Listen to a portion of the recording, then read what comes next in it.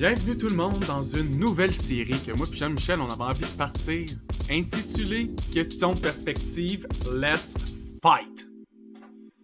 Let's Fight pourquoi? Parce que quand on pensait à nos sujets d'analyse de geek, on avait trop de choses dans notre liste de l'année qui avaient rapport au combat. Mais comme tellement de trucs par rapport au combat qu'on s'est dit, on va juste toutes les prendre, les mettre dans une autre catégorie, faire un autre podcast entièrement concentré sur le combat. Exactement. Mais, on n'est pas des spécialistes du combat. Là. Non. On est là pour vous divertir en parlant de trucs de combat. Exactement. C'est important de faire la distinction. On n'est pas des analystes professionnels, mais on va essayer de donner notre opinion honnête de tout ce qu'on peut croiser dans le domaine du combat. Ouais. Puis, tiens à dire aussi que moi et Alex ne sommes pas des athlètes professionnels. Loin de là. Vraiment pas. Genre, pour vrai, si tu m'écris pis tu me dis « Yo, Jean-Michel, je te pète en quatre. » Hey, oui! Pour vrai, t'as gagné. Comme je te laisse gagner. T'as eu les bases de me l'écrire. C'est sûr que tu me pètes, là. C'est sûr que tu peux venir me looter. Viens chez nous, viens me looter. C'est fait. Free fait loot! Ouais, c'est ça. Fait que remettez pas en question ce qu'on va dire. On en parle pour le plaisir. Comme oui. T'as raison, là. Si vous avez pas raison, on va dire OK, c'est tout, c'est pas grave. Ah. C'est exactement ça. Fait que pour donner une idée, on va parler de tout par rapport au combat. Donc dans le premier épisode, on va envie de te parler de ce qui était faux dans les martial arts. Mais on va parler aussi, entre autres, des ninjas. On va peut-être parler des samouraïs. On va parler de la UFC, de la MMA en général. On va parler de lutte. Tout ce que vous pouvez penser avec du combat dedans. Puis là, vous dites, est-ce qu'il va aussi parler de films, d'animes, de séries télé? Oui! S'il y a du combat dedans, on en parle. Probablement qu'on va sûrement aussi avoir, tu sais, on a déjà parlé d'un peu de films, nous autres, probablement qu'on va faire un parle de jeu ou parle de Let's Fight avec genre des films de combat ça coche qui ont marqué notre vie aussi. Ben oui, tout ça qui est parti qu'on a fait de Mortal Kombat. Oh my god. Plus, il en faut plus de combat. Plus de combat. Plus de pétage de gueule. Puis, en parlant de pétage de gueule, toi, c'est quoi ton parcours dans les arts martiaux ou dans ta découverte des arts martiaux? Ben, moi, quand j'étais jeune, là, puis j'avais, je sais pas moi, comme 8, 9, 10 ans, quelque chose comme ça, je trouvais ça vraiment cool, genre, les gens qui pétaient des gueules, genre les Ninja Turtles, puis toutes ces affaires-là, ça me fait... Encore aujourd'hui, ça me fait capoter. Moi, je scroll down un anime, je vois du monde qui se bat dans un anime, je fais juste comme, oh, la violence.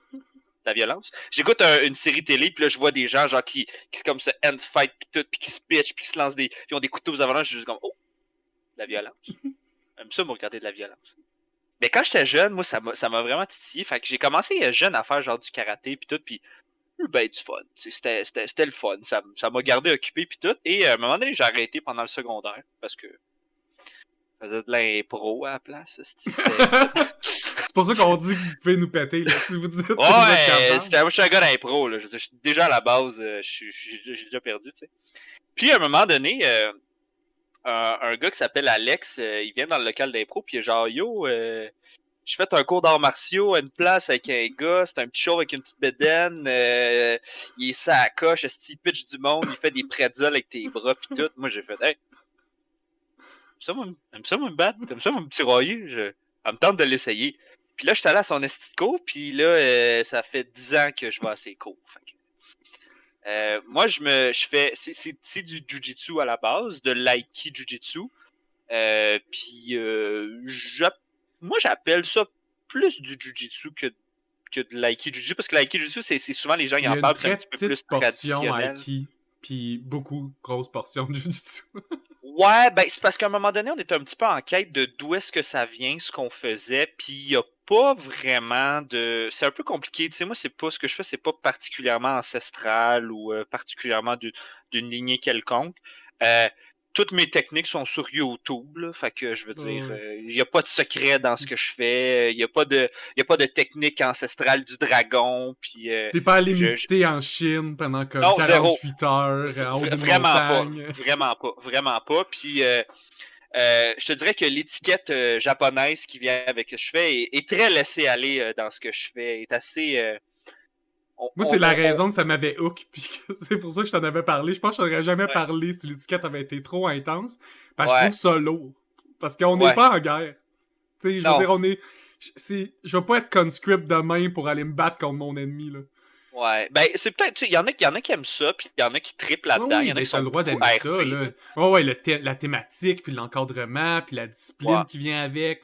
T'as le droit d'aimer ça, mais moi je la cherchais pas, fait que c'est le fun que maintenant t'as le choix. Quand ça avait commencé les arts martiaux, t'avais pas le choix. Non. En fait, quand ça commençait à devenir populaire, évidemment, pas quand ça a commencé dans l'histoire du temps, parce que c'était juste se défendre dans le temps, c'était pas un art. Là, moi, il y a quelque chose que je veux dire rapidement par rapport aux arts martiaux. Puis, je veux dire que moi, les arts martiaux que je fais, c'est un hobby. OK? Pour moi, dans ma vie, à moi, c'est un hobby. Là, il y en a qui disent « c'est une manière de vie, c'est une philosophie, c'est un sport. » Cool, tant mieux pour vous autres. Moi, c'est un hobby. Je le fais parce que j'aime ça me tirailler, j'aime la gang avec qui je le fais, ça me garde un peu en forme. Puis, tant mieux si un jour, je me fais voler mon portefeuille puis que je fais juste comme « Hey, watch out, toi! » Mais au-delà de ça, zéro. C'est vraiment juste un hobby, c'est vraiment juste pour le fun. Je prétends pas connaître aucune knowledge secrète des dieux, rien de ça. Je suis pas un athlète pantoute. C'est vraiment juste un hobby. Puis, moi, quand je critique les arts martiaux, okay, parce que c'est ça qu'on va faire aujourd'hui, on va en critiquer un petit peu, puis on va parler de la mythologie, mettons, sociale des arts martiaux d'une certaine époque. On va faire surtout le Hall of Fame du fake. On va essayer, en tout cas. Puis moi, comment que je vois ça, c'est pas compliqué. OK? Je demande pas à ce que les gens que je critique soient ça à coche. À la limite, là, j'ai fait des arts martiaux avec plein de monde, on a fait des séminaires, on a voyagé, moi, puis on est allé un peu, on a fait plein d'affaires. Puis je demande pas à ce que les gens soient ça à coche, puis qu'ils soient intenses, puis que ce qu'ils font, ce soit révolutionnaire. Loin de là. Je demande juste 2 affaires. La première affaire, c'est que je demande qu'ils soient honnêtes. OK? Et la deuxième affaire, je demande qu'ils soient capables de démontrer ce qu'ils prétendent. C'est les 2 seuls critères que je juge pour juger les arts martiaux des gens. Je vais te donner un exemple. Mettons que je vais dans un cours de karaté. Puis que le gars, il dit, check, moi, je kick de cette façon-là. C'est très pratique parce que dans mon système, où est-ce que il y a des combats avec des points, puis des pads, puis tout, kicker de cette façon-là, c'est super optimal, mettons, pour aller chercher du reach, puis closer, puis rentrer des petits points sneaky.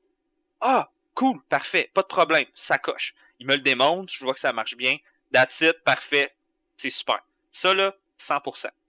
OK, je m'en fous que ça n'ait pas d'application dans la rue, je m'en fous que tu penses, je m'en calisse.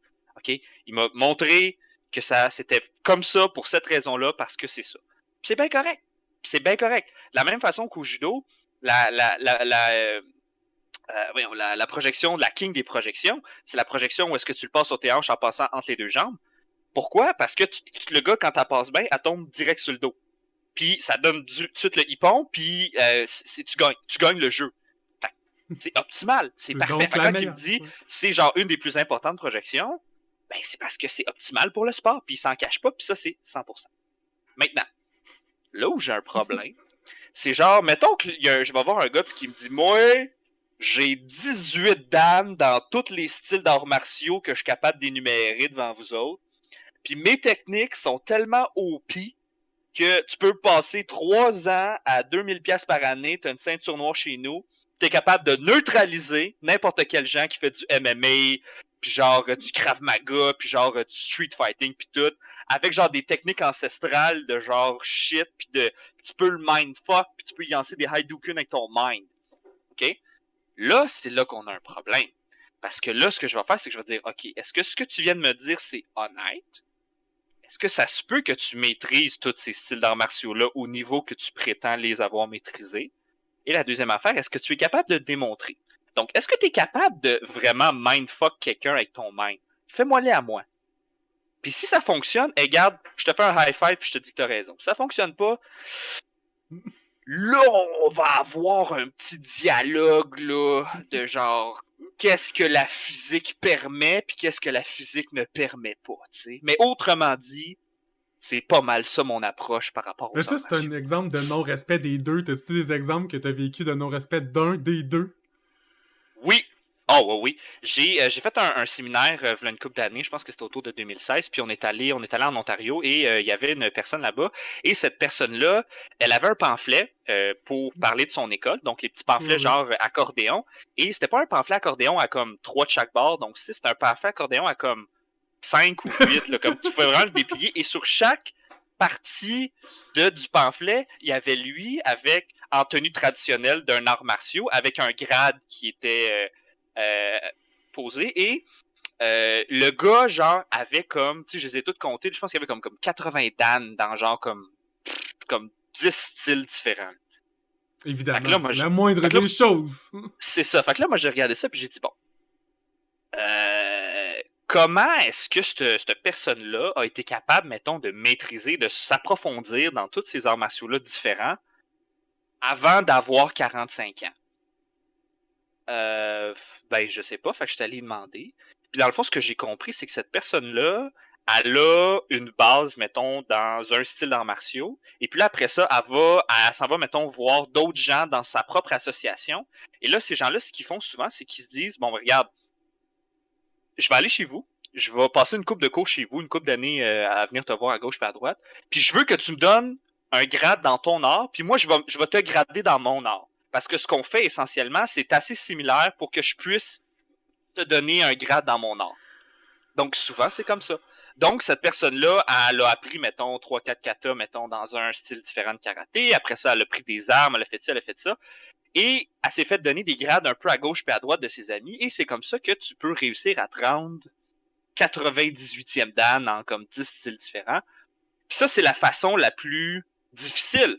Parce que la façon la plus facile, c'est toujours d'aller sur Internet, puis d'aller sur des sites random de gens random. Et pour à peu près 150$ ou une centaine de piastres, tu peux te faire shipper un diplôme avec des certifications, puis des grades, puis des ci, puis des ça. Puis tu peux dire aux gens, moi, je suis grand maître de telle affaire, de whatever, de telle affaire. Je suis grand maître du cormiérisme, cet art de rue légendaire. Pour de vrai, Ben oui. vraiment, c'est assez facile pour de vrai. Puis André, justement, à un moment donné, vu qu'il y avait un site internet avec des arts martiaux, puis Facebook, ça venait, ben, il y avait les chercheurs de grades là, qui s'entre-gradaient, whatever. Et André a reçu des offres de grades de gens qu'il ne connaît pas dans des styles qu'il n'a jamais pratiqués, de genre 8e dan, 9e dan, 100e, whatever. Fait que le point là, que j'essaie de donner, c'est t'es-tu nice, puis t'es-tu capable de juste montrer que ce que tu fais, c'est bon, c'est efficace, ou c'est juste bien fait? C'est tout ce que je demande. Es-tu capable d'expliquer le vrai contexte de ce que tu démontres? Tu sais, que ce soit Exactement. un punch, un kick, une Ouais, projection, une clé de bras, est-ce que tu es capable d'expliquer vraiment à quoi qu'elle ouais. sert, dans quelle situation, et pas juste comme « Elle marche tout le temps! Kill the move! » Tu sais, tu prends le coude, tu lèves, kill the move, y'a pas d'escape. Non, y en a plein. Tu sais, arrête. Ouais.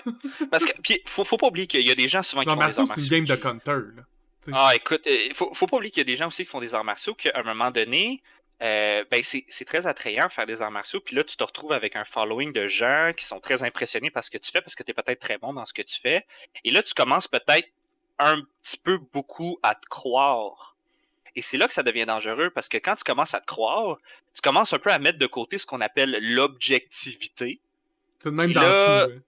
ouais, et là, tu peux commencer à prétendre des affaires ou à laisser courir des rumeurs ou, tu sais, pas démystifier des rumeurs qui se disent sur toi. C'est la même chose que mentir un peu. Tu sais, si tout le monde dit comme, oh, lui, il fait des fights underground puis il gagne tout le temps, puis le gars n'a jamais fait un fight underground de sa vie, mais c'est pas lui qui prétend partir la rumeur. Ben, moi, si j'étais toi, je dirais comme, hey, pour de vrai, j'ai jamais fait aucun fight underground. Je sais pas qui dit ça, mais pour vrai, c'est cave. C'est pas une bonne idée.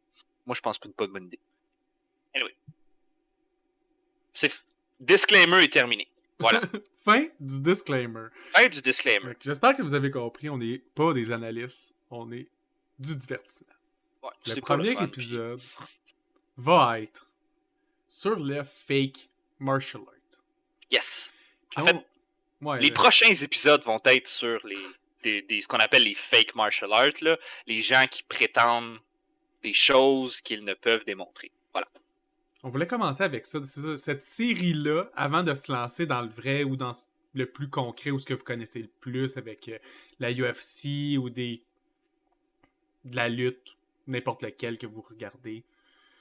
quand on va s'embarquer là-dedans, on va sûrement en prendre une, on va en parler plusieurs épisodes de suite. Mais avant de commencer à prendre quelque chose de concret ou moderne, on voulait commencer en reculant un peu dans le temps, puis en remontant plusieurs mythes / légendes / Toutes des j'ai choses qui ont... menti my way to Ouais, being a legend. Toutes des choses qui ont forgé les mythes sociaux un peu, puis la mythologie des arts martiaux qu'on connaît un petit peu dans la vie de tous les jours aujourd'hui, que les arts martiaux seraient pas la même. Puis là, on s'entend que si on parle des arts martiaux nord-américains, là, je vais pas commencer à aller au Japon en 10... Non, fuck ça, j'ai jamais été au Japon, je m'en gosse. Fait que, on parle de ce qu'on connaît, puis de ce qui nous rejoint ici en Amérique du Nord, que vous aimez ça, que vous n'aimez pas ça. Moi, je suis un gros geek des arts martiaux. Je suis plus un geek des arts martiaux que je suis un fighter, et de loin, ok? Vraiment, vraiment. Et on commence ça avec un charmant monsieur qui s'appelle Count Juan Rafael Dante. OK? Si vous avez jamais entendu ce nom-là, c'est normal, OK? C'est une bonne place où commencer quand on parle de la culture des arts martiaux en Amérique du Nord. Puis c'est de là que j'ai décidé de commencer. Je vous amène en Chicago, dans les années 50, dans les années 60. Il y a un monsieur qui s'appelle John Keyes. Et ce monsieur-là, c'est un excentrique parce que souvent, je vous cacherai rien, les gens qui font des arts martiaux, c'est pas du monde ordinaire. C'est toujours du monde intéressant. Il y en a qui sont très intéressants, puis il y en a qui sont très intéressants. Donc, il y a beaucoup de gens excentriques qui font des arts martiaux, parce que les arts martiaux, c'est un petit peu excentrique. Puis, ben, ça va bien avec. Et M. John Keyes, lui, c'est un karatéka. Donc, il fait du karaté depuis un certain nombre d'années. Et ça marche très bien, son affaire. En tout cas, de ce que j'ai pu voir, c'était un très bon karatéka. C'est quelqu'un qui a fondé aussi beaucoup d'associations qui existent plus aujourd'hui, mais que le nom est resté. Donc ça peut être compliqué, il va falloir démystifier tantôt. Et ce monsieur-là, c'est le premier à avoir parti un tournoi full contact de karaté à Chicago dans ces années-là. Je ne sais pas si c'est aux États-Unis, mais dans ces années-là du moins. Donc on parle quand même des tournois full contact de fighters. Ça commence à devenir du stock un peu legit, là. Je veux dire, que tu sois pas bon, que tu sois bon, c'est quand même du combat full contact. Même amateur UFC, je vois pas dedans. UFC, moi, amateur j'irais pas MMA, dans il m'éclate. C'est ça. Moi, j'irais pas là. C'est pas mon genre, puis je me ferais démolir de toute façon. Mais pour vrai, quand tu fais du full contact puis des compétitions full contact, je te lève vraiment mon chapeau. Parce que même si t'es pas bon ou même si t'es pas sa coche, je veux dire, ça prend beaucoup des bases pour faire ça. Puis ça prend quand même un bon niveau de contrôle de soi aussi. Fait que je suis comme... Déjà là, ça commence très bien. Et ce monsieur-là, il est sur une genre de pente à un moment donné où est-ce que il décide qu'il se part lui-même des écoles, il se part des dojos. Puis c'est là un petit peu que la pente il a toujours été un peu artiste. Il est bon avec l'image, avec la propagation de son image, à quoi qu'il ressemble. Puis, il est conscient de ça. Là. Ce gars-là, en fait, c'était un coiffeur aussi. Donc, c'est un styliste, un coiffeur. Donc, tu vois sur ses habits qu'il porte un peu... Il est tout le temps bien classé. Il est tout le temps bien chic, bien placé. Sprint de léopard, des couleurs vives. Tu le vois des fois sur des photos, à un moment donné, il avait acheté un tigre. Fait qu'il est là sur ses photos avec son pet tigre, là, tu sais, comme... En tout cas, c'est excentrique, là. Tu vois, c'est très excentrique. Et c'est un monsieur-là, à un moment donné... ce qui l'a beaucoup démarqué à cette époque-là, c'est que lui, à son école, il enseignait à tout le monde. OK, on parle de l'époque dans les années 60 où est-ce qu'il y avait énormément de ségrégation avec les Noirs et les Blancs. Et lui, il enseignait à tout le monde. Donc, c'est un peu ce qui le démarque de tout ça, c'est cette affaire-là. Et pour se promouvoir, Monsieur Dante a commencé à envoyer ses pamphlets et à faire des pamphlets pour les mettre un petit peu partout à Chicago. Et il les mettait surtout dans les annonces de certaines BD de l'époque. Donc, BD, je pense DC ou quelque chose comme ça. Tu pouvais voir son petit pamphlet manifesto avec lui qui est comme... Et j'aimerais ça vous montrer une photo. Malheureusement, c'est des photos qui sont copyrighted et il y a une organisation qui possède ces photos-là, donc je ne vous les montrerai pas aujourd'hui. Mais faites juste écrire Count Dante, D-A-N-T-E, sur Google, puis Google Images, et vous allez voir, c'est spécial. Et... toujours la même pose presque en plus. Un peu la même pose. Et sur ces images-là, il y a une chose qui sort, c'est écrit Count Dante, the deadliest man alive. Et là, c'est là que la mythologie des arts martiaux commence. Parce que On parle d'une époque où les gens ne connaissent pas les arts martiaux. Dans les années 50 ou les années 60, les arts martiaux, c'est très... Ça fait même pas 20 ans que ça existe parce qu'ils l'ont ramené de la deuxième. Dans le fond, les soldats l'ont Plus ou ramené de moins la Deuxième Guerre. exactement. Il y avait peut-être un petit peu de judo avant, mais c'était très... c'était très... bah, c'était pas partout, là. C'était vraiment des petits groupes de trucs comme ça. Puis Bruce Lee avait pas encore fait la promotion du Kung Fu nécessairement, de ces choses-là. Et la première chose qui est arrivée aux États-Unis, c'est le karaté. C'est la première affaire. Ensuite, ça a été le Kung Fu avec Bruce Lee et toutes ces choses-là. Mais on parle du début des années 60. Donc, dans ce moment-là, les arts martiaux, personne ne connaît ça. Et là, soudainement, les gens commencent à voir ces pamphlets-là qui font la promotion de cet homme-là avec ses mains bizarres, sa coupe de cheveux un peu afro, son linge avec son pattern de léopard, puis tout qui est là, c'est écrit The Deadliest Man Alive. Et je vais juste vous lire un peu ce qui est écrit sur son pamphlet. Laissez-moi 30 secondes. Si mon Internet est capable de pas être de la merde pendant 30 secondes. Et voilà. Donc, sur ces pamphlets, il est écrit, et là, je vais le lire en anglais parce que c'est en anglais, c'est écrit « Yes, this is the deadliest and the most terrifying fighting art known to men, and without equal, it's amazing. Mutilating, disfiguring, paralyzing, and crippling techniques are known only by a few people in the world. An expert at DMAC, ça, on va parler un peu du concept un peu du DMAC, could easily kill many judo, karaté, kung fu, aikido and gong fu. C'est comme kung fu mais avec un G. Expert at one time with only fingertips pressure using murderous poison hand weapon. The poison hand technique. Ouais. Instructing you step by step, blah blah blah blah blah blah blah. Count Dante, the deadliest man who ever lived. Ça, mesdames et messieurs, c'est de la promotion comme peu de gens savent le faire.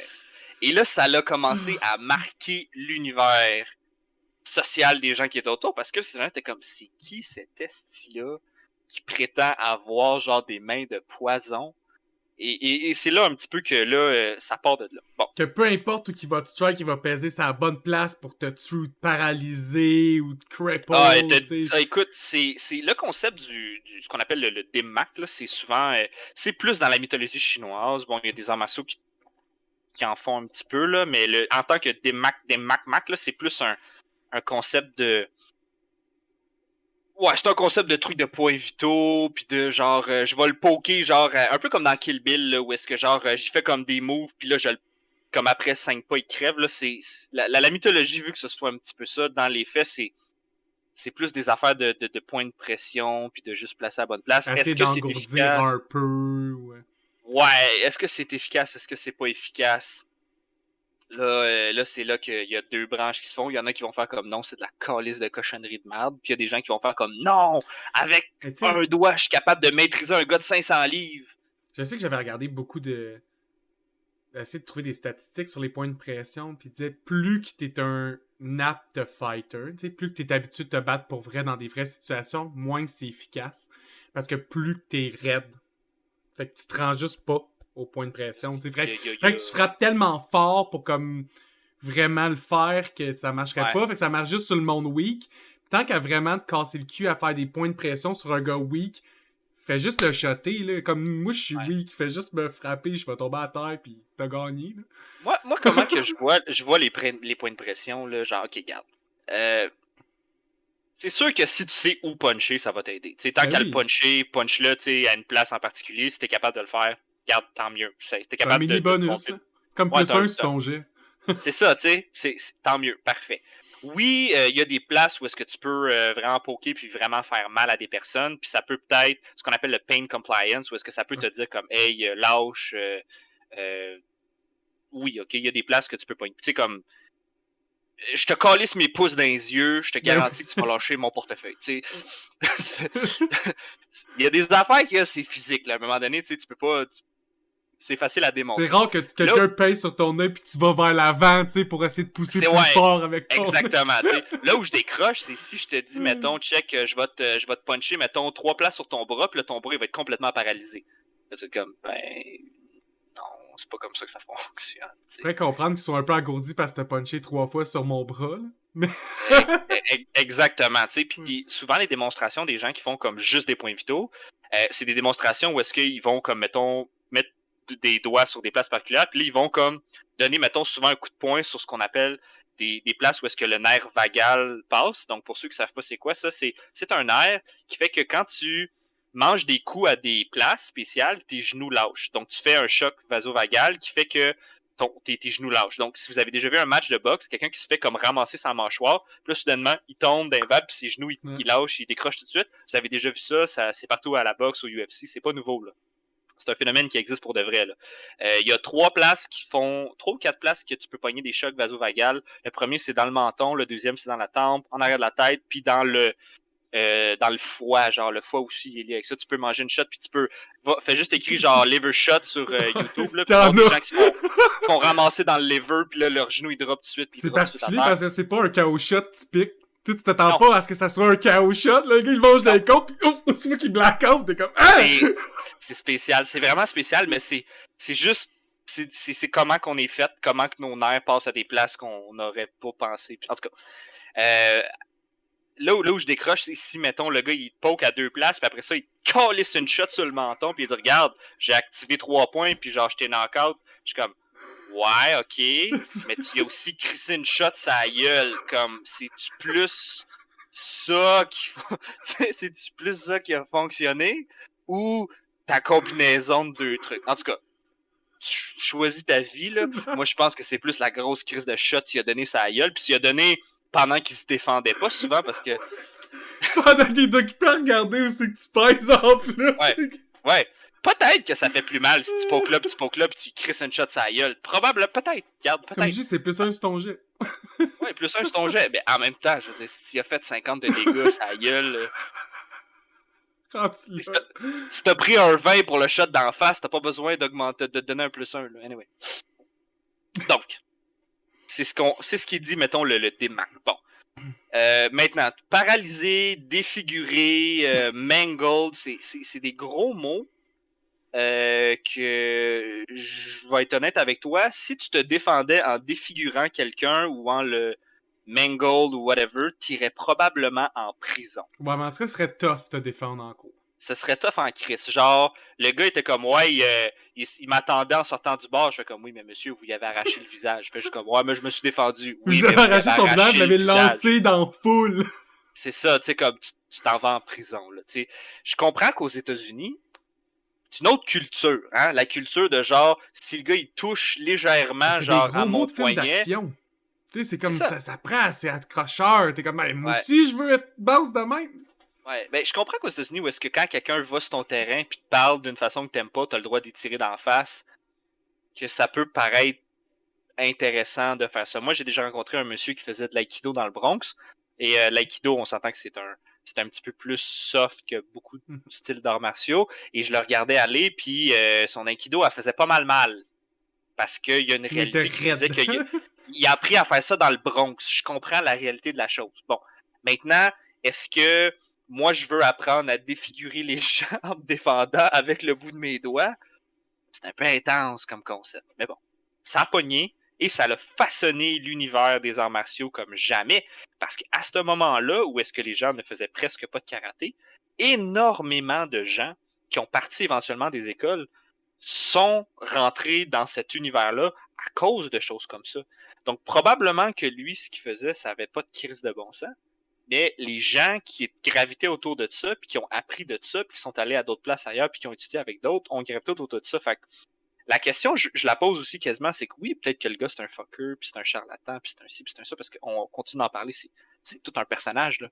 Mais si ce personnage-là n'avait pas existé, probablement que les arts martiaux ne seraient pas où est-ce qu'on est aujourd'hui. De la même façon que si Bruce Lee n'était pas venu en Amérique du Nord, oui, le Kung Fu, ça existerait pareil, mais ce serait pas aussi fort que ça l'est aujourd'hui si Bruce Lee l'avait pas poussé. Il a tellement aidé aussi pour les... Ben, tu sais, il y a encore beaucoup de chemin à faire, là, mais la haine asiatique, tu sais, avant, là, il y avait des pancartes aux États-Unis, c'était... Puis aux Asiatiques. Puis la façon que les Asiatiques se sont enlevés de cette liste-là, ça a été beaucoup par les arts martiaux. Tu sais, il y a une bonne partie de la nourriture, l'autre partie, c'est les arts martiaux. ils ont modelé les films d'action. Il y avait beaucoup même de grandes figures américaines de films d'action blancs, classiques films blancs, qui faisaient des styles d'arts martiaux asiatiques. Exactement. De la même façon que quand le Kung Fu est sorti, une partie de la population qui capotait sur le Kung Fu, c'était la population afro-américaine aux États-Unis. Parce que t'étais un peu the underdog, là, tu sais, je veux dire, t'es le petit Asiatique qui connaît juste les bonnes choses puis qui est capable de péter la gueule à comme 50 dudes. Ça parle vraiment fort pour cette population à ce moment-là qui était ségrégationnée, opprimée, puis qui n'avait pas nécessairement les mêmes droits que le reste de la population. D'ailleurs, les films de Blaxploitation des années 70, c'est rempli de Kung Fu, là. Ils en mettaient toujours un petit peu dedans, ils en sprinklaient des films de Kung Fu faits par des Noirs pour des Noirs. Il y en avait une chier, une pelletée. Tant mieux, parce que ça leur a donné une culture, ça les a sortis un peu de aussi qui restait, puis en même temps, c'est le fun de voir comment quelque chose qui n'a pas rapport du tout avec la culture afro-américaine, ça vient complètement de l'Asie, mais c'est comme un moment où est-ce que deux cultures sont vraiment venues chercher. Ils sont trop d'accord. Exactement, puis ils ont juste créé quelque chose de cool avec ça, tu sais. Je veux dire, n'importe qui a écouté le film Black Dynamite ici, il est capable de voir que, genre, son Kung Fu style Black Panther, c'est exactement ça, là. Bon, c'est un film pour le fun, là, c'est un film, mais Michael J. White, qui est un acteur afro-américain, qui est un artiste martial quand même très legit, moi je me pognerais pas avec lui, là. Non. Bon, ça donne un peu le ton, mais en tout cas, on divague. Whatever. Continuons sur Monsieur Keyes. Après avoir parti de son école, après avoir sorti ses trucs, Monsieur change son nom. Parce que Monsieur, qui était des parents d'immigrants irlandais, je crois, a décidé que du jour au lendemain, il changeait son nom pour Monsieur Count Juan Rafael Dante. Et la raison pour laquelle... même pas. La raison pour laquelle il a donné ça, c'est parce que lui, il disait à tout le monde que ses parents étaient de la royauté espagnole qui avait quitté l'Espagne pendant la Deuxième Guerre mondiale pour se cacher en Amérique. Et que son vrai nom, parce que son nom aurait été changé pour... son vrai nom aurait justement été Juan Rafael Dante, et qui était, vu qu'il était de la noblesse... C'est son faux nom. C'est ça, il se serait comme réapproprié son titre de Count Rafael Dante. Et c'est pas du tout non plus volé du fait que le gars, il capotait sur les livres d'Alexandre Dumas et que dans le conte de Monte Cristo, il y a Count Dantes qui est joué par cette personne-là. Ça n'a pas du tout rapport avec ça, 000, il l'a pas volé à ça, c'est sûr et certain. Non. Non, c'est le contraire, là. C'est le contraire. L'autre, le gars, 100 ans plus tard, c'est lui qui oui, il a vu une boule, il a vu dans le futur. Exactement. Bon, c'est ça que c'est. Copyright. Exactement. Et là, c'est là que ça commence vraiment à... Et là, ça commence à vraiment aller dans une direction qui nous intéresse pas mal plus. OK? Donc, c'est un monsieur-là, change son image au complet. C'est un coup de marketing absolument incroyable parce que ça fonctionne bien. Il y a une coupe d'école, il fait un peu d'argent. Et il ne faut pas oublier que ce monsieur-là, il s'est parti après ça une fédération qui s'appelle la Black Dragon Society, qui est descendante de lui, mais que vu que ce monsieur-là, il est mort, elle ne lui appartient pas. Et dans le monde des arts martiaux, pour ceux qui ne connaissent pas ça, les fédérations, c'est très, très, très important parce que ça rassemble beaucoup d'écoles puis beaucoup de types d'arts martiaux ensemble sous une genre de même un peu bannière où est-ce qu'il y a des événements. Et qui dit rassembler et événements dit carte de membre. Et qui dit carte de membre dit des frais de fédération. Donc, si, mettons, là, tu rassembles, je sais pas moi, 300 personnes en dessous de ta fédération qui payent à chaque année 50$ par année pour être en dessous de ta fédération, ça commence à être payant, là. Surtout si tu organises des événements à 50$ l'achat, ou 100$ l'achat, ou 150$ l'achat. Donc, les fédés, c'est de la grosse business. Surtout aux États-Unis, pour les arts martiaux, c'est très, très, très big. Donc, qui dit grosse business, dit également politique de fédération. Hein? On parlait de ça un petit peu plus tard. Donc, monsieur, il se part plusieurs fédés. La première, US Karate Association, quelque chose comme ça, mais qu'aujourd'hui, il y en a une qui a le même nom, mais ça n'a pas rapport avec lui parce qu'elle s'est dissoute, puis il y en a d'autres personnes qui ont recréé, puis ont repris le même nom, mais whatever. Donc, monsieur se part des fédés, se part des trucs à gauche puis à droite, parce que ça devait être très lucratif de le faire à ce moment-là. Surtout il avait l'air de faire de l'argent, le dude. Ben, écoute, tu te promènes pas avec un tigre quand t'es imposé. C'est ça, je me dis. Le gars, c'est de la royauté, je veux dire, regarde là. Hein? T'es de la royauté ou tu l'es pas. C'est ça, tu sais. Il sait ce qu'il fait. Là, je m'en vais là, blablabla, blablabla. OK. Et ce qui est intéressant de cette histoire-là, c'est que là, les gens commencent à partir des rumeurs sur ce gars-là. Il fait des combats underground. Il travaille pour la police. Il forme des policiers. Il fait des missions secrètes pour X, Y, Z.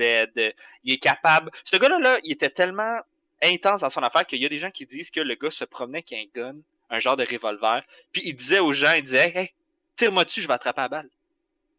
Tire-moi dessus, tu vois, je vais l'attraper. Puis les gens étaient comme, ben non, je vais pas te tirer dessus. Là. Ah ouais, tire-moi dessus. Puis comme, non, je vais pas te tirer dessus. Ah, ok, whatever. Mais si tu m'avais tiré dessus, je l'aurais attrapé, tu sais. Puis là, c'est là que ça part les rumeurs de le gars, si tu le tires dessus, il va attraper la balle. Puis là, c'est là que ça propage des genres de rumeurs que c'est un surhomme, que c'est un ci, que c'est un ça. Puis j'ai regardé j'ai réussi à trouver des vidéos de lui qui donnent des démonstrations. Donc on n'a pas de vidéo de lui qui fait des combats, malheureusement, parce que mais non, c'est underground. C'est ça, tu sais. Puis je regarde ce qu'il fait, bon, c'est plus des vidéos style karaté, puis c'est correct. C'est pas... Ouais, il n'y a rien d'incroyable, là. J'ai pas chié par terre. Peut-être qu'à ce moment-là, dans ces années-là, voir ça, c'était complètement sacoche puis complètement révolutionnaire. Aujourd'hui, je regarde ça puis je suis comme, bah, j'ai vu des dizaines et des dizaines de personnes là, enseigner comme ça puis donner des variantes. Ouais, c'est rien de très spécial, là, c'est pas la fin du monde. Mais peut-être qu'à l'époque, ça devait être sacoche. Donc, monsieur commence à avoir genre une notoriété quand même un peu intense. Bon, il y a des rumeurs qui le suivent. Il est capable de battre 10 hommes avec juste une main, l'autre derrière son dos, des affaires de même. Et il commence à se pogner avec d'autres dojos. Parce que le problème avec les gens qui sont un peu mégalomanes, qui sont un peu imbus d'eux-mêmes, c'est que quand les autres commencent à te pointer du doigt en disant comme yo, ce que tu fais, ça n'a pas de crise d'allure, puis c'est poche, puis t'es nul à chier, puis c'est pas vrai que t'es capable de te battre contre 10 personnes, ben souvent, ce que tu fais, c'est que ces gens-là, un peu comme les mythomanes de ce monde, ils double down, puis ils disent ah ouais, tu veux-tu que je vienne chez vous puis je te pète la gueule? OK? Et dans les années 70, il décide qu'il se bat. Il y a un événement dans les années 70 à Chicago qui s'appelle The Dojo War. OK? Et c'est un vrai événement et ça s'est vraiment passé. Il y a eu des cas de cours officiels qui ont été faits là-dessus. Donc, ça s'est vraiment, vraiment passé. Hein? Il y a eu des morts. Il y a eu des morts, OK? Oui. Ce qui s'est passé, c'est qu'à un moment donné, il se pogne avec un autre dojo d'une... check ben ça. Lui, il a parti la Black Dragon Fighting Society. OK? Et il se battait avec un autre dojo. Et le nom du dojo, c'était Green Dragon Society Black Cobra Hall. OK? Bon. Un point que je vais dire où c'est intéressant. Mettons que tu fais des arts martiaux. OK? Bon. Puis tu rencontres d'autres gens qui font des arts martiaux. Toutes les gens qui ont des images ou qui ont des noms de tigres, de cobras, de dragons, ou qui utilisent des couleurs genre black, red, green, whatever. En général, pas tout le temps, mais en général, ça en dit beaucoup. Des strikes. C'est ça, ça commence avec des strikes, ça lève des petits drapeaux rouges, là, puis tu dis comme... Fait que si tu rencontres, mettons, les Cobra Kai, pose-toi la question, est-ce que une gang de gens qui s'appellent ensemble les Cobra Kai, c'est legit? Peut-être. Est-ce que quelqu'un qui est dans un dojo puis qui se dit « Moi, je fais partie de la Black Dragon Fighting Society », est-ce que ça sonne legit? Pas compliqué. Si, mettons, le nom de ton école pourrait apparaître dans genre un mauvais épisode de G.I. Joe ou des Tortues Ninja, pose-toi des questions. OK? Tu sais, l'école André, ça a un petit nom en japonais, puis traduction libre, ça veut dire l'école du petit cercle. OK? Un concept facile. Mais si son école s'appelait les super dragons ninja en feu qui crachent de la lave, fait que si tu vois des images de dragons, de tigres, de cobras, d'aigles, parce que je suis allé beaucoup aux US, puis souvent ils ont des aigles dans leur affaire, genre des trucs de même, puis des... Pose-toi la question. OK? C'est tout ce que j'ai à dire. Et là, ce qui s'est passé cette fatidieuse journée-là, c'est que... Ça, parce que tu sais, la Dojo War, là, c'est tellement la deuxième saison de Cobra Kai. C'est exactement ça. C'est exactement ça. pour vrai, tant mieux, parce que c'est un cliché parfait des arts martiaux. Puis vu que ce monsieur-là, il littéralement a une vie dans le cliché, mais à ce moment-là, c'était pas un cliché encore, parce qu'il l'avait pas inventé. Exact. Ça, c'était Depuis, bon. il a inventé ce cliché-là. Bon. Et c'est ça. Fait que là, un bon matin, c'était lui puis tous ses élèves, donc Monsieur Dante puis tous ses élèves, se sont présentés au dojo de Monsieur Dragon Vert, Cobra, whatever. Et ils se sont fait passer pour des policiers en rentrant en criant police, police, police. Et ils ont commencé à péter la gueule aux élèves de ce dojo-là. Le problème, c'est que les élèves qui étaient en train de s'entraîner à ce dojo-là étaient en train de s'entraîner avec des armes. Donc, quand ils se sont fait sauter dessus, la moitié des élèves qui se sont fait sauter dessus étaient armés. Donc, avec des épées, avec ci, avec ça, avec imaginez, whatever, ce que vous voulez. Donc, il y a eu une vraie bataille et il y a un des élèves de M. Count Dante qui est décédé pendant la bataille. Il s'est fait empaler par un très bon ami à lui. Là. Un très bon ami qui s'est fait stab par une épée de whatever. Et lui, après ça, la première chose qu'il a faite, c'est qu'il s'est dit non coupable, il a commencé à bullshiter l'autre bord, et il a dit, lui, il était là en train de se battre, il se battait contre 5 personnes en même temps, il était en train d'arracher des yeux à gauche et à droite, et là, tout le monde était comme, il arrachait des yeux, alors que c'est pas vrai, il a juste graffiné le visage et l'œil d'une autre personne en se tiraillant avec, et là, il a fait laisser courir la rumeur qu'il arrachait des yeux à gauche puis à droite. Pow! Fait que les gens étaient juste... Ouais. Donc, les gens pensaient littéralement qu'il est arrivé là-bas, puis il avait tué des gens, lui aussi, et qu'il leur avait arraché des yeux. Et, en tout cas, grosse histoire. Finalement, toutes les poursuites ont été... il n'y a pas eu de suite à ça, parce que quand ils sont passés devant le juge, c'était tellement compliqué, cette histoire-là, que le juge a dit, vous êtes juste deux grosses Christy de gang d'imbéciles sales, puis vous méritez ce qui s'est passé. Donc, il n'y a pas eu de suite par rapport à ça. Et le meilleur jugement. Le meilleur jugement que tu n'as pas. Et 5 années plus tard, M. Count Dante est décédé dans la nuit paisiblement d'un ulcère d'estomac, d'une hémorragie due à une ulcère d'estomac. Comme un champion. À 35 ans. Donc, moi, dans 5 ans, je meurs d'un ulcère d'estomac après avoir... T'es un guerrier légendaire invaincu dans l'underground fighting. Ben oui, puis en arrachant des yeux à gauche et à droite. Donc, ben oui. Évidemment, le système qu'il a créé, si tu veux, le Dante, le D-A-N-T-E, Dante, existe encore aujourd'hui.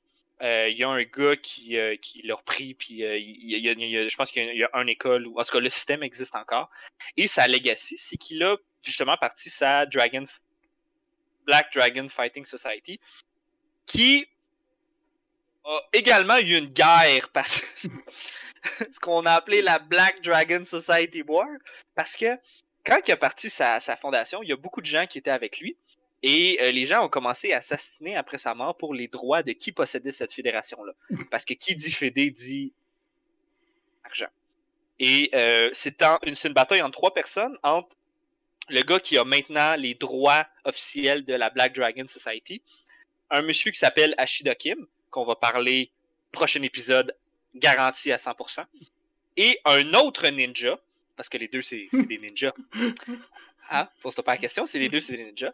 Et l'autre ninja qui s'appelle Frank Dukes, qui va être le focus du prochain vidéo, c'est sûr, absolument, c'est sûr et certain.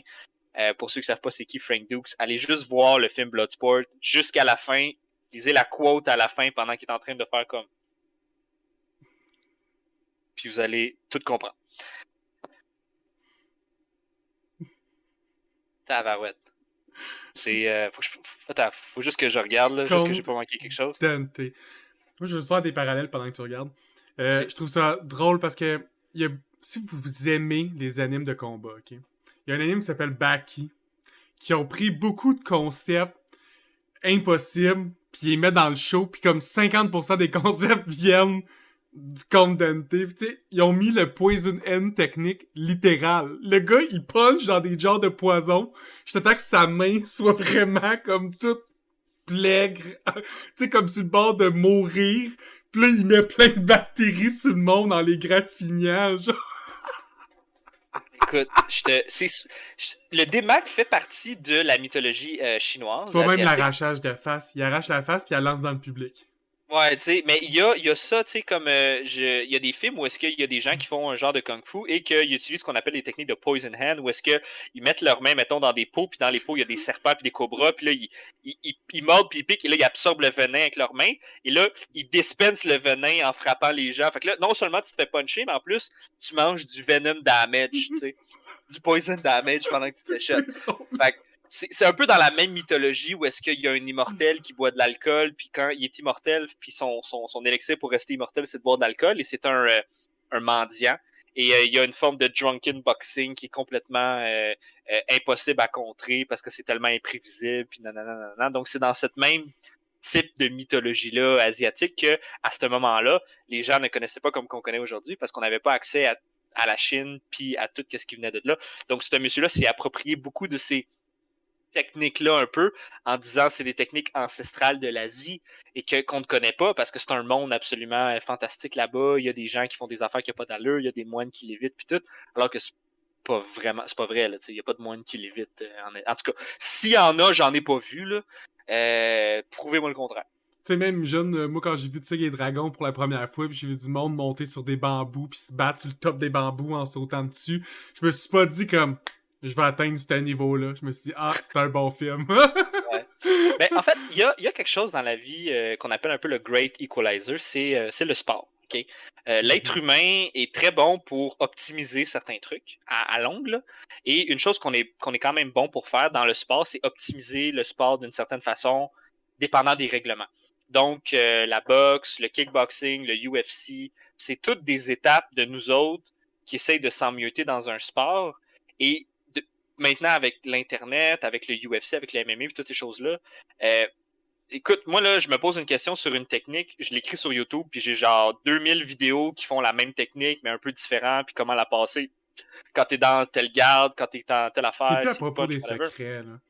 Tu sais, j'en C'est parlais un peu ça. avec André, ça vient aussi avec le fait qu'on n'est plus en guerre. T'as plus besoin de cacher ta technique ultime parce que tu vas t'en servir pour tuer quelqu'un, là. Ouais. Tout doit être enseigné ou... En fait, plus que tu veux garder ta technique secrète, plus qu'il y a de chances qu'elle soit fake. Ah ouais, vraiment. D'ailleurs, ça aussi, c'est un red flag. Si tu vas.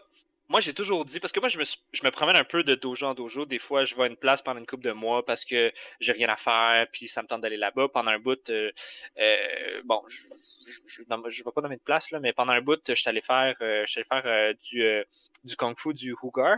Puis c'était super le fun. J'ai eu beaucoup de plaisir à le faire. Le gars qui enseignait ça, vraiment très gentil. Ça avait vraiment de l'allure. Tu sais, je suis allé 2 mois, puis après ça, moi, je suis parti à gauche. Fait que je me promène énormément. Puis donc, j'ai rencontré beaucoup de gens qui donnent des cours. Puis une des choses, moi, qui me tape énormément sur les nerfs, c'est des gens qui disent, quand tu embarques avec moi, là, t'embarques à 100%, puis t'as pas le droit d'aller ailleurs, puis t'as pas le droit de divulguer mes techniques. Je suis comme, divulguer tes techniques de quoi, genre? Comme, toutes tes techniques sont fucking sur YouTube, là, genre, comme, arrête, là, y a rien de spécial dans ce que tu fais, là. C'est juste, c'est juste des... Puis je comprends aussi qu'il y a des gens qui vivent de ça. Donc, si moi, mettons, je me pars à une école de karaté demain matin, puis c'est mon gagne-pain, c'est mon bread and butter, je peux comprendre que je sois vraiment craintif que mes élèves aillent voir à gauche puis à droite de Ouais, mais en même peur de temps, les les perdre. artistes musicaux, ils ont Spotify puis YouTube, puis tu sais, on a tout... Je veux dire, peu importe ton domaine, à un moment donné, là, faut que tu vis avec le scénario que t'es dedans. Là. Ouais. Ben, c'est sûr aussi que ça vient d'une autre culture. Là, on parlait beaucoup des années Ah 60, ouais. des années 50, des années 70, mais des années 70 aux années 80, quand le film Karate Kid est sorti, là, les gens pensaient que le karaté, c'était de fucking shit. Là. Combien de gens sont allés faire du karaté juste parce qu'ils ont vu le film Karate Kid? Là? D'ailleurs, l'acteur qui joue Monsieur Miyagi ne fait pas de karaté. Ils l'ont juste pris parce que c'est un Asiatique Ben oui. qui est hawaïen, en fait, je pense. Ah, il y a juste, il look like. Il y a juste le look. En fait, la personne, le stuntman, parce que quand il se bat, c'est pas lui qui se bat, c'est un stuntman. C'est actuellement un vrai karatéka qui s'appelle Fumio Demura, qui est vraiment un ancien champion, toute catégorie genre de karaté au Japon, qui est venu aux États-Unis pour justement se repartir à nouveau, partir des écoles, qui est très legit parce que c'est un champion de karaté. Là. Je veux dire, le gars, tu peux aller voir ses fights sur YouTube, là, il punch en tabarouette, là, c'est quelque chose. Là. Fait que puis cette culture-là, à partir de ce moment-là, des années 70 et les années 80, André me disait, il dit, moi, là, quand j'ai commencé à faire du karaté, là, il y a quelqu'un qui voulait me péter la gueule, je me mettais sur un stance, puis je faisais « Oh! » Le gars, il disait comme « Ok, fuck off, je vais pas me battre. » là. Parce que il y avait tellement une mauvaise conception de ce que c'était les arts martiaux, puis tellement un mythicisme derrière ça, que les gens étaient juste comme, yo, le gars, il fait des arts martiaux, le gars, il va faire quelque chose que je comprends pas, puis il va me tuer, là, genre, il va me démac la face, là, tu sais. Puis c'est quelque chose qu'aujourd'hui, on connaît beaucoup mieux, puis comme, tant mieux, parce que, bon, c'est toujours bien quand on en connaît plus sur un sujet, mais il y a beaucoup de gens, moi, que je parle des vieux masters, des vieilles personnes qui faisaient des arts martiaux dans les années 80, dans les années 70, puis c'est toute une époque là, où est-ce que le but c'était de faire de toi un tough, puis de te rendre real, puis ça se crissait des claques à la gueule, ça se crissait des coups de pied dans les côtes pour te renforcer. Pour te renforcer de quoi? Ouais, c'est ça, pourquoi? C'était très. C'était comme ça dans ce temps-là, c'était ça un peu la mentalité, tu sais. Puis il y a encore aujourd'hui, c'est de moins en moins comme ça, là, mais encore aujourd'hui, il y a encore des gens qui pensent que ça devrait être ça. D'ailleurs, je tiens à rappeler à tout le monde que voilà une couple de mois, en Corée, il y a un monsieur, allez voir ça, là, écrivez Judo Guy Kills Kid. Il y a un gars qui a, lui, il y avait un dojo, il enseignait le judo, pas affilié avec l'association de judo, mais c'est juste un tough guy qui se disait, je vais te rendre tough puis tout. Et il y avait un kid dans son cours, que c'était comme ses premiers cours. Puis là, le kid, il disait, ben regarde, ça me tente plus, j'ai mal à la tête, j'aime pas ça. Puis d'ailleurs, quand tu fais du judo, c'est un kid qui te dit j'ai mal à la tête. La première chose que tu devrais faire, c'est va t'asseoir, puis comme prendre 2 minutes te relaxer. J'ai mal à la tête, j'ai mal aux jambes, nanana. Il dit non, je vais faire un homme de toi, puis je vais te renforcer. Puis après ça, il aurait fait chuter lui et ses élèves un autre 25 fois sur des grosses projections de judo. La dernière projection de judo qu'il a mangé, il s'est pas relevé, là. Puis là, maintenant, il est dans un état végétatif. Je sais pas qu'est-ce qui est devenu, ce petit enfant-là. L'histoire ne le dit pas, là. Mais tu peux aller même voir la vidéo sur YouTube où est-ce que, genre, quand il mange une projection, le kid, il se relève pas, là. C'est atroce, là, comme concept. Mais ça vient d'une vieille mentalité de ces époques-là, justement, de le mysticisme des arts martiaux. On va faire de toi un tough, on va faire de toi un homme. C'est ça. Tu sais, tant que tu veux pas faire ça de façon professionnelle, là, genre dans des ligues à la UFC, si la souffrance est le but de ton entraînement, c'est weird. Ouais. Mais tu sais, mettons, la MMA puis la UFC, c'est très transparent dans le sens où est-ce que tu le sais ce qui s'en vient, Mais parce que oui, c'est le sport, tu mais sais. tu Là, je t'entraînes te pas parle, aussi, là. C'est c'est ça, ça là, que je dis. Tu sais, quand c'est là, je ça parle le d'un but... enfant aussi. Ouais. Ouais, là, on parle de... Tu devrais pas non plus Mais t'entraîner pour ça à 12 ans et moins. Là, c'est ça. Ce qui est spécial aussi parce que maintenant, mettons, quand on visite une école, que ce soit une école de karaté, de judo, de jiu-jitsu, kung fu, whatever, tu peux pas savoir comment que les autres fonctionnent tant que tu l'as pas essayé non, toi-même. effectivement. Tandis que la UFC ou le judo, tu sais exactement à quoi t'en tenir Ben parce que oui. c'est un sport, tu sais. T'es capable d'aller voir, t'es capable d'aller voir les règles, t'es capable d'aller voir ci, d'aller voir ça. Quand tu t'en vas dans une place qui se dit, mettons, plus euh, moins moderne, peut-être plus, mettons, ancestrale ou de street, de rue, d'autodéfense, il n'y a pas de règles, il n'y a pas de ci, il n'y a pas de ça. Fait que tu sais pas, faut vraiment que tu l'essayes pour voir si ça te convient ou si c'est sa coche. Battez-vous avec des couteaux, quoi? Ben, écoute, Ah ouais. il y a du monde qui font des affaires que. Moi, j'ai vu des gens, moi, je fais du jiu-jitsu. Puis dans mon entourage de gens qui font du jiu-jitsu, j'ai les gens qui font les jiu-jitsu le plus soft que tu as jamais vu de ta vie, que c'est juste du contrôle, c'est de la souplesse, c'est vraiment pour relaxer, détendre la situation, striker juste au bon moment, mais comme garder ça de même. Puis à l'opposé contraire, je me suis entraîné avec des gens que genre, fait que le gars il te pogne le bras, casse le coude, crisse une shot d'un couille, crisse-le à terre, stompe la face, crève les yeux, kick-les d'un couille, tu sais. Ça existe ça aussi, là, tu sais, c'est pas juste un mythe de Enter the Dojo, là, tu sais. Mais là-dedans, c'est un spectrum de ces écoles-là, puis tu le sais pas tant que tu y as pas été, tu sais. Fait que c'est dur aussi de voir qu'est-ce qui fonctionne bien et qu'est-ce qui fonctionne pas bien, là. Définitivement. Tu veux-tu boucler quelque chose sur le compte Dante pour terminer ou... J'ai-tu quelque chose? J'ai-tu oublié de dire quelque chose par rapport à ce gars-là? Pas tant. J'aime ça parler de lui pour commencer à parler des arts martiaux parce que on parle d'une époque où les gens ne connaissent pas les arts martiaux et pouvaient s'en permettre énormément. Et ça l'a mis le ton pour tout ce qui s'en vient pour les prochains épisodes qui sont encore plus crazy que ce dude-là, qui n'a pas aucun crise de bon sens. Mais ce qui s'en vient, c'est probablement encore Ces enfants pire. spirituels sont quelque chose. Écoute. Puis ce qui est intéressant, c'est que le camp de Dante, les prochaines personnes qu'on va voir, ils ont pas grandi ensemble. C'est des personnes d'une autre époque, donc ils ont pas appris les arts martiaux de ce tata-là, ils les ont appris d'autres mondes, ou ils les ont pas appris, tu sais, en tout cas, c'est spécial. Mais c'est une bonne façon de commencer, puis de dire, regardez, là, ça, c'est comme ça, le plus loin crazy qu'on est capable d'aller, ça commence à peu près là. Puis là, ça ne fait qu'empirer à partir de là. C'est parfait, ça.